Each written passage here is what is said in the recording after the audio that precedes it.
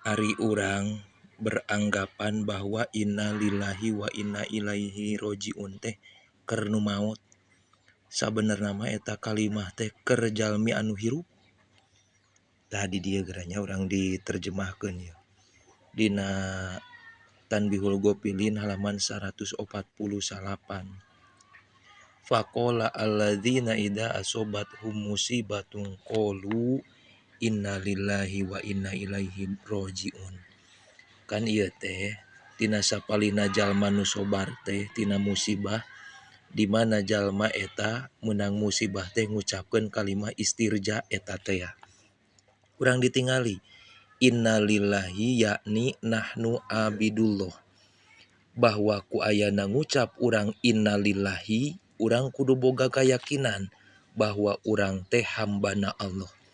Sabab darajat paling mulia, martabat paling mulia dina nalika urang ngakukeun diri bahwa urang teh hambana Allah.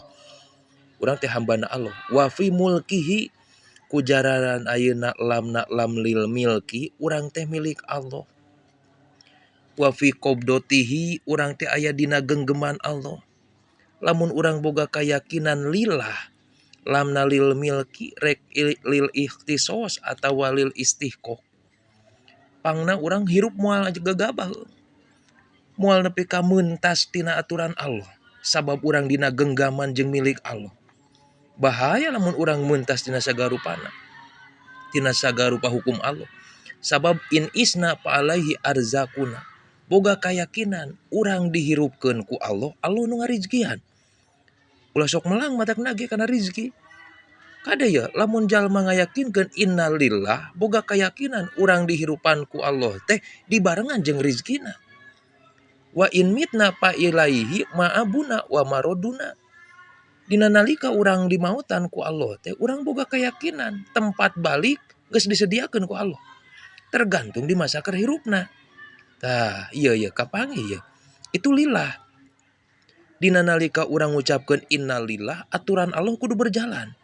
Sabab urang hirup ku Allah, dirizkian ku Allah, urang milik Allah, dina genggaman Allah, maka maut ge urang bakal ka Allah. Ditempatkeun ku Allah. Wa inna ilaihi rojiun yakni ba'dal maut. Lamun ilaihi rojiun mah kade ila intiha. Akhir-akhir nama bakal balik urang ka Allah teh.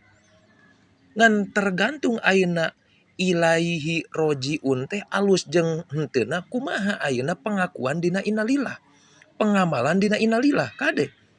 Dari maut mah kumaha kaayaan urang keur hirup. Jadi dieu. Tuh nya sabab nu disebut manusia mah kitu. Fal wajibu alaina annardo bihukmihi, maka kewajiban urang ayeuna ieu sebagai ayeuna hambana Allah, urang kudu ridho kana hukum-hukum Allah. Fa illam nardo bihukmihi fala yardo anna. Maka lamun urang teu ridho kana hukum-hukum Allah, maka Allah ge moal ridho ka urang. Tuh. Idza rojana ilaihi dina nalika urang balik Allah moal ridhoun.